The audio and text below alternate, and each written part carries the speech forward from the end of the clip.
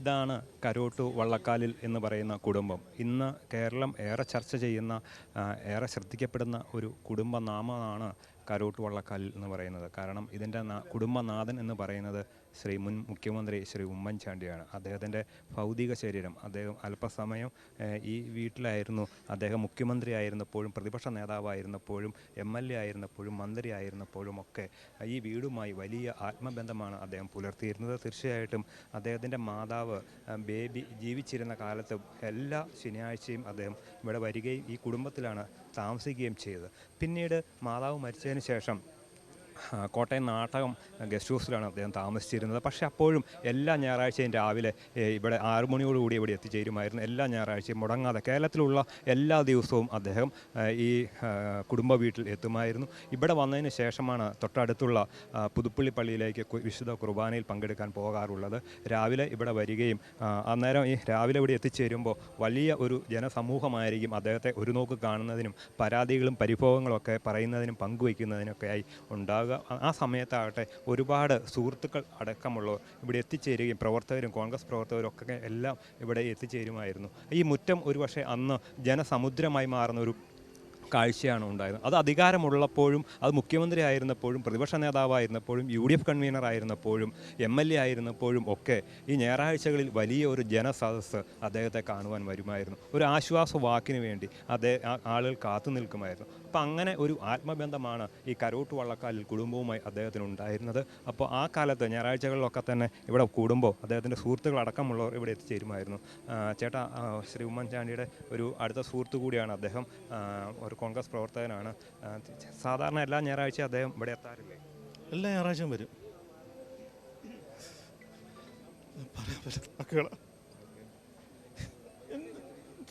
നമുക്ക് മാത്രത്തിനകത്ത് കൂടി വരാം.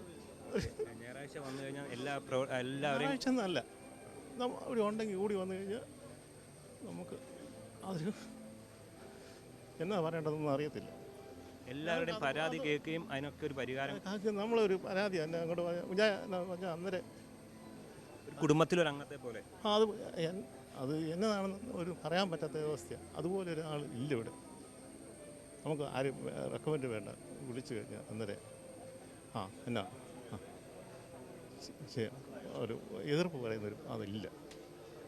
നമുക്ക് എത്ര ആളുകളുണ്ടെങ്കിലും അവരെല്ലാവരെയും കണ്ടിട്ടേ പോകത്തുള്ളൂ.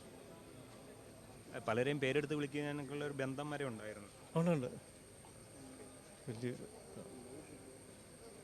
ഞായറാഴ്ച വന്നാൽ പിന്നെ എന്താണ് അതിൻ്റെ ഒരു ദിനചര്യ എങ്ങനെയായിരുന്നു പൊതു സാധാരണ?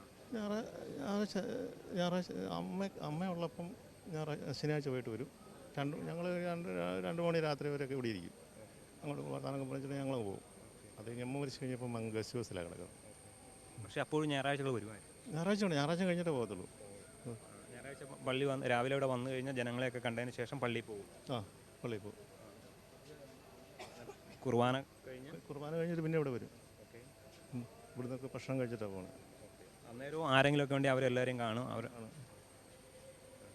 ഈ ഇവിടം കേന്ദ്രീകരിച്ചായിരുന്നു അദ്ദേഹത്തിൻ്റെ ഒരു പ്രവർത്തനം എന്ന് പറയുന്നത്. ഈ വീടുമായി വലിയ ആത്മബന്ധമാണ്. വീടല്ലേ ഇവിടെ വരുന്നിട്ടേ പോകത്തില്ല, എവിടെയാണല്ലോ. തീർച്ചയായിട്ടും അദ്ദേഹം പറഞ്ഞതുപോലെ എത്ര തിരക്കുണ്ടെങ്കിലും ശ്രീ ഉമ്മൻചാണ്ടി ഈ വീട്ടിൽ വരുന്നതിന് ഒരു വൈമനസ്യവും കാണിച്ചിരുന്നില്ല. എത്ര തിരക്കിനിടയിലും ഞായറാഴ്ചകൾ ഈ കുടുംബ വീട്ടിലെത്തുന്ന ഒരു പതിവുണ്ടായിരുന്നു കേരളത്തിലുണ്ടായിരുന്ന സമയത്ത്. കേരളത്തിൽ എപ്പോഴൊക്കെ ഉണ്ടോ അദ്ദേഹമൊക്കെ ആ സമയത്തെല്ലാം തന്നെ എല്ലാ ഞായറാഴ്ചയും ഇവിടെ എത്തും. ഇവിടെ വന്നതിന് ശേഷമാണ് അദ്ദേഹം മറ്റു കുർബാനകളിലും അതുപോലെ മറ്റു വീടുകളൊക്കെ സന്ദർശിക്കുന്നതിനൊക്കെ പോകാറുള്ളത്. ആ മരണ വീടുകൾ, അതുപോലെ കല്യാണ വീടുകൾ, അങ്ങനെയുള്ള ഈ മണ്ഡലത്തിലെ എല്ലാ വീടുകളും സന്ദർശിക്കുന്നതിനും അതോടൊപ്പം തന്നെ ഓരോ വീടുകളിലുമായി അടുത്ത ബന്ധം കാത്തു സൂക്ഷിക്കുന്നതിനും അതോടൊപ്പം തന്നെ ഈ വീടുകളിലുള്ളവരെയൊക്കെ അടുത്ത് പരിചയപ്പെടുന്നതിനും ഒക്കെ തീർച്ചയായിട്ടും ഒരു ആശ്വാസമാക്കുന്ന നിലയിൽ ശ്രീ ഉമ്മൻചാണ്ടി വരാറുണ്ടായിരുന്നു. പക്ഷേ ഇന്നിപ്പോൾ അദ്ദേഹം ഈ വീടിനോട് വിട പറയുകയാണ്. അവസാനമായി ഈ വീടിനോട് വിട പറയുകയാണ്. ഇപ്പോൾ നമുക്കിവിടെ ദൃശ്യങ്ങൾ കാണാവുന്ന രീതിയിൽ തന്നെ ഇവിടെ ഒരു കട്ടിൽ ഇട്ടിരിക്കുന്നു. അതിനകത്തൊരു വെള്ള വിരിച്ചിരിക്കുന്നു. ഓർത്തഡോക്സിൻ്റെ ഒരു ആചാരപ്രകാരമാണ് ഈ ഒരു രീതി എന്ന് പറയുന്നത്. ഈ വെള്ള വിരിച്ചിരിക്കുന്നത് ഇനി 40 ദിവസക്കാലം ഇവിടെ ഈ വെള്ള വിരിച്ച് ഈ കട്ടിലിവിടെ ഉണ്ടാകും. അതിനോടൊപ്പം തന്നെ അവിടെ തിരി കത്തിച്ച് വെച്ചിട്ടുണ്ടാവും. ഒരു ബൈബിൾ അവിടെ വെച്ചിട്ടുണ്ട്. അദ്ദേഹത്തിൻ്റെ ഉമ്മൻചാണ്ടിയുടെ ഒരു ഫോട്ടോയും വെച്ചിട്ടുണ്ട്. അപ്പോൾ ഇതൊരു 40 ദിവസം അദ്ദേഹം മരിച്ച അന്ന് മുതൽ ഈ 40 ദിവസക്കാലം ഇതിവിടെ എങ്ങനെ സൂക്ഷിക്കുന്നതാണ്. അത് ഈ ഓർത്തഡോക്സിൻ്റെ ഒരു ആചാര രീതിയാണത്. തീർച്ചയായിട്ടും ഈ വീടിനോട് ഇന്ന് ശ്രീ ഉമ്മൻചാണ്ടി വിട പറയുകയാണ്. ഏറെ വൈകാരികമായ അടുപ്പമുള്ള തൻ്റെ സ്വന്തം വീട് കഴിഞ്ഞ 80 വർഷക്കാലം അദ്ദേഹം ഈ വീടിനെ വലിയ താല്പര്യത്തോടെ കാത്തു സൂക്ഷിച്ചൊരു വീടാണ്. ആ വീടിൻ്റെ കുടുംബനാഥനാണ് ഇന്ന് ഈ വീടിനോട് വിട പറയുന്നു. അദ്ദേഹത്തിൻ്റെ ബന്ധുക്കളും സുഹൃത്തുക്കളും എല്ലാ പരിചയക്കാരെല്ലാവരും ഇവിടെ വന്നു പോയിക്കൊണ്ടിരിക്കുന്നു. തീർച്ചയായിട്ടും ആ ചിത്രത്തിൽ വന്ന് പുഷ്പാർച്ചന നടത്തുന്നു. ഇപ്പോൾ ഈ വീടിനകത്ത് പ്രാർത്ഥനാ ഗീതങ്ങളും വേദപുസ്തക പാരായണമൊക്കെയാണ് ഉള്ളത്. ഏതായാലും വലിയ ഒരു ജനസമൂഹം ഈ വീട്ടിലേക്ക് എത്തിക്കൊണ്ടിരിക്കുകയാണ്. എക്കാലവും ഈ വീട് എന്ന് പറയും ഉമ്മൻചാണ്ടി ഉണ്ടെങ്കിൽ വലിയ ജനസമുദ്രമായിരുന്നു. അതോ അതിനൊരു നേർസാക്ഷ്യം എന്ന നിലയിലാണ് ഇപ്പോഴും വീട് നിറയെ ഒരുപാട് ആളുകൾ വന്നു പോയിക്കൊണ്ടിരിക്കുന്നു. ആ അന്ത്യ ശുശ്രൂഷ ചടങ്ങ് നടക്കുന്നതിന് മുമ്പായിട്ട് അദ്ദേഹത്തിന് സ്മരണാഞ്ജലി അർപ്പിക്കുന്നതിന് വേണ്ടി, ആദരാഞ്ജലികൾ അർപ്പിക്കുന്നതിന് വേണ്ടി, ആ പ്രണാമം അർപ്പിക്കുന്നതിന് വേണ്ടി ഒട്ടേറെ ആളുകളാണ് വന്നു പോയിക്കൊണ്ടിരിക്കുന്നത്. ഈ വീടിനോട് ഇന്ന് ഉമ്മൻചാണ്ടി വിട പറയുകയാണ്. ആത്മബന്ധം ഒരുപാട് കാത്തു സൂക്ഷിച്ച ഒരു വീട്. തൻ്റെ മാതാവുള്ളപ്പോൾ എല്ലാ ശനിയാഴ്ചയും ശ്രീ ഉമ്മൻചാണ്ടി ഈ വീട്ടിൽ എത്തുമായിരുന്നു. പക്ഷേ മാതാവ് മരിച്ചതിന് ശേഷമാണ് ശനിയാഴ്ച വരവ് മാറ്റി ഞായറാഴ്ചയിലേക്ക് മാറ്റിയത്. ഇന്നിപ്പോൾ ഈ വീട് അദ്ദേഹത്തിൻ്റെ അനുജൻ അലക്സ് എന്ന് പറയുന്ന വ്യക്തിയാണ് താമസിക്കുന്നത്. ശ്രീ ഉമ്മൻചാണ്ടിക്ക് ഒരു സഹോദരനും ഒരു സഹോദരിയാണ് ഉള്ളത്. അദ്ദേഹത്തിൻ്റെ അനുജനാണ് ഇപ്പോൾ ഈ കുടുംബ വീട് നോക്കി നടത്തുന്നതും താമസിക്കുന്നതും. പക്ഷേ എപ്പോഴും ഈ വീടിനോട് വലിയ ആത്മബന്ധമാണ് പുലർത്തിയത്. ഇന്ന് ഈ വീടിനോട് വിട പറയുന്നതും വേറെ വേദനാജനകമായ ഒരു കാഴ്ചയായിരിക്കും. കാരണം ആളുകളെ സംബന്ധിച്ചിടത്തോളം വലിയ ഉമ്മൻചാണ്ടിയോടുള്ള അതേ ബന്ധം തന്നെ ഈ വീടിനോടും ഉണ്ടായിരുന്നു. ഏതായാലും ഇന്ന് ഉമ്മൻചാണ്ടി ഇന്ന് ഈ ലോകത്തോട് വിട പറഞ്ഞു. അദ്ദേഹത്തിൻ്റെ വിലാപയാത്രയും അല്പസമയത്തിനകം ഉണ്ടാകും. എന്തുകൊണ്ടും ഉമ്മൻചാണ്ടിക്ക് അർഹമായ ജനങ്ങളോടൊപ്പം ജീവിച്ച ആ ജനകീയ നേതാവിന് കിട്ടേണ്ട എല്ലാവിധ ബഹുമതികളും ഏറ്റുവാങ്ങിയാണ് അദ്ദേഹം ഈ വീടിനോടും ഈ നാടിനോടും വിട പറയുന്നത്. നമ്മുടെ ബഹുമാന്യനായ ഉമ്മൻചാണ്ടിയെക്കുറിച്ച് വളരെ ഊഷ്മളമായ ഓർമ്മകളാണ് ഉള്ളത്. എപ്പോഴും സ്നേഹത്തോടെ, എപ്പോഴും പ്രിയത്തോടെയായിരുന്നു. പരിമല സെമിനാരിൽ മാനേജരായിട്ട് ഇരിക്കുമ്പോൾ 10-20 വർഷം മുമ്പ് അന്ന് മുതലുള്ള തുടങ്ങിയതാണ്. വെട്ടിക്കൽ ദേറായിൽ അച്ഛനായിരുന്നു. അന്നും ആ ബന്ധവും സ്നേഹമൊക്കെ ഉണ്ടായിരുന്നു.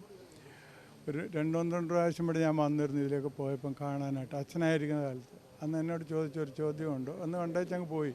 അപ്പോൾ എന്നോട് പറഞ്ഞു, അച്ഛനൊന്നും സാധിക്കാനില്ലേ? ഞാൻ പറഞ്ഞില്ല, വെറുതെ ഒന്ന് നേതാവിനെ കണ്ടേച്ച് പോവുക എന്ന് മാത്രമേ ഉള്ളൂ എൻ്റെ ഉദ്ദേശം.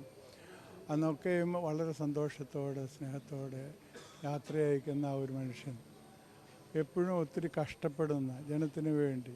ഞാൻ മുമ്പ് പറഞ്ഞതുപോലെ ജനങ്ങളിൽ മനസ്സലിയുന്ന നേതാവ്. എല്ലാവരും വിചാരിച്ചു അദ്ദേഹത്തെ ഉലുത്തി താഴെയിടാമെന്ന്. പക്ഷേ വളരെ ഓരോ ആളുടെ ഭൂരിപക്ഷം കൊണ്ട് ആ നിയമസഭ കൊണ്ടുപോയത് അദ്ദേഹത്തിൻ്റെ ആത്മീയ ബലമാണ്, മാനസിക ബലമാണ്. അദ്ദേഹം അത്രമാത്രം ശക്തനായിരുന്നു ആത്മീയമായിട്ടും അതുപോലെ മാനസികമായിട്ടും. അദ്ദേഹത്തിന് ദൈവം അനുഗ്രഹിക്കട്ടെ എന്ന് പ്രാർത്ഥിക്കുകയാണ്. അദ്ദേഹത്തെ പോലെയുള്ള നല്ല നേതാക്കൾ ഉണ്ടാവുക എന്നത് ആവശ്യമാണ്. ഇപ്പോഴത്തെ അദ്ദേഹത്തിന് കിട്ടുന്ന ജനത്തിൻ്റെ ആ ഒരു ആദരവ്, ആരാണ് നേതാവ് എന്നുള്ളത് തെളിയിക്കുകയും ചെയ്യുന്നുണ്ട്. ജിക്കുമോൻ ഒരുപക്ഷെ ഉമ്മൻചാണ്ടി സാറ് ഏറ്റവും കൂടുതൽ സ്നേഹവും കരുതലും ഒക്കെ കാണിച്ച ഒരു വ്യക്തി കൂടിയാണ് അങ്ങ്. ദീർഘകാലം അങ്ങയുടെ അദ്ദേഹത്തിൻ്റെ ഒരു PA എന്ന നിലയിൽ പ്രവർത്തിക്കാൻ കഴിഞ്ഞു. എങ്ങനെയാണ് സാറിനെ ഓർക്കുന്നത്? സാറിനെ കുറിച്ചുള്ള ഓർമ്മകൾ എനിക്ക് മാത്രമല്ല, ഈ പുതുപ്പള്ളി പ്രത്യേകിച്ച് പറയുമ്പം പുതുപ്പള്ളിയിലെ എല്ലാ ആൾക്കാർക്കും ഒരു കുടുംബത്തിലെ ഒരംഗമാണ് അദ്ദേഹം. എല്ലാവരും ഒരു കുടുംബത്തിലെ അംഗത്തെ പോലെയാണ് അദ്ദേഹത്തെ കാണുന്നത്. അദ്ദേഹം അങ്ങനെയാണ് എല്ലാവരും കാണുന്നത്. എന്നെ സംബന്ധിച്ച് പറയുകയാണെങ്കിൽ ഞാൻ ഏറ്റവും ഒരു ഭാഗ്യവാനായ ഒരാളാണ്. കാര്യം എന്നെപ്പോലുള്ള ഒരാൾക്ക് അദ്ദേഹത്തിൻ്റെ ഒരു സ്റ്റാഫായിട്ട് നിന്ന് അദ്ദേഹത്തിൻ്റെ സ്നേഹവാത്സല്യങ്ങൾ ഏറ്റുവാങ്ങാൻ സാധിച്ചു എന്നുള്ളത് എൻ്റെ ജീവിതത്തിലെ മറക്കാനാവാത്ത ഒരു കാര്യം. ഞാൻ എന്ത് ഇന്നാവുന്നു അല്ലെങ്കിൽ ഇങ്ങനെ നിൽക്കുന്നു അതിനെല്ലാം അദ്ദേഹമാണ് കാരണം. അദ്ദേഹത്തിൻ്റെ കൂടെയുള്ള യാത്രകളിലുള്ള ഏറ്റവും വലിയ ഒരു ഇതെന്ന് പറഞ്ഞാൽ അദ്ദേഹം ആൾക്കാരോട് പെരുമാറിയിരിക്കുന്ന രീതികൾ മറ്റും കണ്ടു കഴിഞ്ഞാൽ ജീവിതത്തിൽ ഒരാൾക്കും ഈ ഒരു രാഷ്ട്രീയക്കാരന് ഇങ്ങനെ ആകാൻ സാധിക്കില്ല. ഒരാൾക്ക് എൻ്റെ ഒരു വിശ്വാസമാണ്, ഒരു നേതാവിന് പോലും ഒരാൾക്ക് പോലും ആ ഒരു തലത്തിലേക്ക് എത്താൻ സാധിക്കുന്നില്ല. കാര്യം അതുപോലെ ജനങ്ങളുമായിട്ട് ഇഴുകിച്ചേർന്ന് ജനങ്ങളിൽ ഒരാളായിട്ട് വസിക്കാൻ ഒരു നേതാവിന്, അതുപോലെ ഇത്രയും ഉന്നത പദവിയിൽ നിൽക്കുമ്പോഴും അദ്ദേഹം ഏറ്റവും താഴ്ന്ന ഒരാളായിട്ട്, അതായത് ഒരു ജനങ്ങളുടെ ഇടയിൽ ഇഴുകിച്ചേർന്നിരിക്കും. ഇതൊരു യുഗമാണ്, ഈ യുഗത്തിൻ്റെ അവസാനമാണ്. അതൊരു ശൂന്യതയിലേക്കുള്ള, നമ്മുടെ മുന്നിലും മനസ്സിലും എല്ലാം ഒരു ശൂന്യതയാണ്. മറ്റേതെന്ന് പറഞ്ഞാൽ എന്തും ഏത് കാര്യത്തിലും സാറുണ്ട് എന്നുള്ളൊരു ഇതുണ്ടായിരുന്നു. ഇപ്പോൾ ഒരു ശൂന്യതയാണ് മനുഷ്യന് നമ്മുടെ എല്ലാവരുടെയും മനസ്സിൽ വരുന്നൊരവസ്ഥ. ഇത്രമാത്രം വിഷമവും വേദനയുമാണ് ഓരോരുത്തർക്കും. പുതുപ്പള്ളിയെ സംബന്ധിച്ച് പുതുപ്പള്ളിയിലുള്ള എല്ലാ ആൾക്കാരും അദ്ദേഹത്തെ ഒരു പണി, ഇപ്പോൾ എനിക്കുള്ള അവകാശം എന്ന് പറയുന്ന പോലെ അതുപോലെ അതിനേക്കാളും കൂടുതൽ അവകാശമുള്ളവരാണ് പുതുപ്പള്ളിയിലുള്ള ഓരോ ആൾക്കാർ. അപ്പോൾ അദ്ദേഹത്തിൻ്റെ വേർപാട് ഒരിക്കലും നമ്മളിൽ ഒരു ശൂന്യത സൃഷ്ടിച്ചിരിക്കുകയാണ്. നമുക്ക് മുന്നോട്ട് പോകാൻ തന്നെ നമുക്കിനിപ്പോൾ ആരുണ്ട്, അല്ലെങ്കിൽ ഒരു അനാഥമാകുന്നൊരവസ്ഥയാണ് ഫീൽ ചെയ്യുന്നത്. അത്രമാത്രം സങ്കടകരമാണ് ഓരോരുത്തർ. ഒരുപക്ഷെ സാറിൻ്റെ ഒരു വിഷമഘട്ടത്തിലൊക്കെ അങ്ങ് കൂടെ ഉണ്ടായിരുന്നു. അതെല്ലാം ഈ ഏത് പ്രതിസന്ധിയെയും തരണം ചെയ്യാനുള്ള ഒരു കഴിവെന്ന് പറയുന്നത് അതിനോട് ക്ഷമിക്കാനുള്ള ഒരു മനോഭാവമായിരുന്നു. അദ്ദേഹത്തിൻ്റെ ഏറ്റവും വലിയൊരു ഇതെന്ന് പറഞ്ഞാൽ ഇത്രമാത്രം സഹിഷ്ണുതയും ക്ഷമയുള്ള ഒരാൾ ഞാൻ കണ്ടിട്ടില്ല. എന്ന് വെച്ച് കഴിഞ്ഞാൽ അതെനിക്ക് തോന്നുന്നു, എനിക്ക് സാറിൻ്റെ ഫാമിലിയുള്ള അമ്മയെ എനിക്കറിയാം. അമ്മയെ അറിയാവുന്ന ഒരറിവ് വെച്ചിട്ട് അമ്മ കാണിക്കുന്നൊരു ഇതുണ്ട്, ആൾക്കാരോട് കാണിക്കുന്ന ഒരു കരുതലും ഒരു ഇതുമുണ്ട്. അപ്പോൾ ഈ പാതിരാത്രിക്ക് ഏത് സമയത്ത് ആൾക്കാരൊന്ന് വിളിച്ചാൽ കഥ തുറക്കുകയും അവരോടൊന്നും പിണങ്ങാതിരിക്കുകയും അവരോടൊക്കെ സ്നേഹത്തോടെ പെരുമാറുന്നത് അമ്മയെ ഞാൻ കണ്ടിട്ടുണ്ട്. അത് അതേപോലെ തന്നെ അതിൽ കൂടുതലുണ്ടായിരുന്നു. കാര്യം ഒരാളോട് പോലും ദേഷ്യത്തോടു കൂടി സംസാരിക്കുന്ന ഉമ്മൻചാണ്ടി ഞാൻ കണ്ടത് ഇടൂ എന്നല്ലാതെ ഇടാന്ന് വിളിക്കാറില്ല. അത്രമാത്രം ഏറ്റവും എല്ലാവരോടും ഒരുപോലെയാണ്. നമ്മൾ ഈ ഒരു രാഷ്ട്രീയത്തിനകത്തുള്ള പ്രത്യേകിച്ച് കുറേ നാൾ കഴിയുമ്പോഴത്തേന് ഭൂരിഭാഗം ആൾക്കാർക്കൊരു ചില ബുദ്ധിമുട്ടുകൾ, ഒരു പ്രയാസമൊക്കെ തോന്നും, ചിലരോടൊക്കെ ഇടപെടും, ഒരു മടുപ്പ് ഫീൽ ചെയ്യും. പക്ഷേ എന്നാണ് ഒരു രാഷ്ട്രീയക്കാരൻ ഒരാൾ അത് തുടങ്ങുന്ന അതേ ഒരു ഫ്രഷ്നെസ് ഓരോരുത്തരോടും, ഓരോരുത്തരുടെ വിഷയങ്ങൾ കേൾക്കുമ്പം അതിനകത്ത് ശരിയുണ്ടോ തെറ്റുണ്ടോ എന്നുള്ളതല്ല, അത് അദ്ദേഹം അവരിൽ ഒരാളായിട്ട് മാറും. ആ പറയുന്ന ആളുടെ നൊമ്പരം ഏറ്റുവാങ്ങുക, അല്ലെങ്കിൽ ആ പറയുന്ന ആൾ, ആ അപേക്ഷിക്കുന്ന ആളുടെ ആ റിയൽ അവസ്ഥയിലേക്ക് എത്തുക. അത് സാർ എപ്പോഴും പറഞ്ഞിട്ടുണ്ട്. ഇപ്പം ഒരാൾ സാറിനെ അടിച്ചപ്പോൾ സാറ് പറഞ്ഞതെന്നു വെച്ച് കഴിഞ്ഞാൽ ഞാൻ അടിക്കുന്നതിനുള്ള കാരണം ഒരു പ്രാവശ്യം ഒരു അടി കിട്ടിയതിനെക്കുറിച്ച് ഇതുണ്ട് കഥ. അപ്പോൾ അത് പറഞ്ഞ കാര്യം വെച്ചാൽ ഞാൻ അന്നേരം അദ്ദേഹത്തിൻ്റെ മാനസികാവസ്ഥയെക്കുറിച്ചോ അടിച്ച ആളുടെ മാനസികാവസ്ഥയെക്കുറിച്ച് ചിന്തിക്കുന്നത്. അതായത് എന്താണോ അദ്ദേഹത്തിന് മുമ്പിൽ വരുന്ന വിഷയം, ആ വിഷയം പറഞ്ഞ ആളുടെ മാനസികാവസ്ഥയിലാണ് അദ്ദേഹം ചിന്തിക്കുന്നത്. അതുകൊണ്ട് ഒരിക്കലും അദ്ദേഹത്തിന് ഒരു മടുപ്പ് അല്ലെങ്കിൽ ഒരു ഇത് ഫീൽ ചെയ്തിട്ടില്ല എന്നുള്ളതാണ് ഞാൻ മനസ്സിലാക്കുന്നത്. സ്റ്റാഫിൽ നിന്ന് മാറി നിന്നതിന് ശേഷവും ആ സ്നേഹം പുലർത്തിയിരുന്നു, സ്നേഹം, ആ പഴയ സ്നേഹം ഉണ്ടായിരുന്നു. പിന്നെ തീർച്ചയായിട്ടും സാറിനെ സംബന്ധിച്ച് സാറ് ഒരിക്കലും ഈ രാഷ്ട്രീയത്തിലെ പ്രശ്നം വെച്ചാൽ ഇതൊരു നമുക്ക് തന്നെ അറിയാം, ഇപ്പോൾ ഉള്ള ഈ കാലഘട്ടങ്ങളിൽ കഴിഞ്ഞറിയാം, ഒരു ആരോപണങ്ങൾ വലിയൊരു തീച്ചൂളയായിരുന്നു. അതിൽ നിന്ന് ഒരു അഗ്നിശുദ്ധി വരുത്തിയാണ് അദ്ദേഹം ഇവിടുന്ന് പോകുന്നത്. അപ്പം ഈ രാഷ്ട്രീയ ആരോപണങ്ങളാണെന്ന് മനസ്സിലേക്ക് കൊണ്ട് അദ്ദേഹം ചേർത്ത് നിർത്താനായിട്ട് ശ്രമിച്ചു.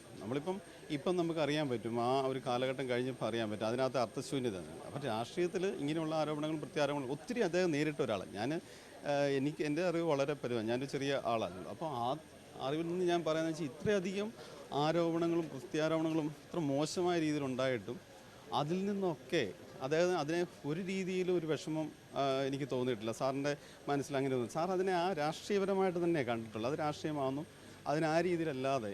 അപ്പോൾ അങ്ങനെയുള്ളൊരു സാഹചര്യം ഉള്ളതുകൊണ്ട് സാറ് ആ കാര്യങ്ങളെല്ലാം നമ്മളെ ചേർത്ത് നിർത്തിയാണ് മുന്നോട്ട് പോയിരിക്കുന്നത്. സാർ ഒരിക്കലും നമ്മളോട് അല്ലാതെ ഒരു ഇതോ കാണിച്ചിട്ടില്ല. സാർ ആ സ്നേഹത്തോട് നമ്മളെ ചേർത്ത്, ഇത് രാഷ്ട്രീയം ആണെന്ന് അദ്ദേഹത്തിന് നല്ലപോലെ അറിയാവുന്നതുകൊണ്ടും ഇതിനകത്ത് ആരോപണം അത് അർത്ഥമില്ല എന്ന് മനസ്സിലാക്കിക്കൊണ്ടുമാണ് അദ്ദേഹം നമ്മളോട് പെരുമാറിയത്.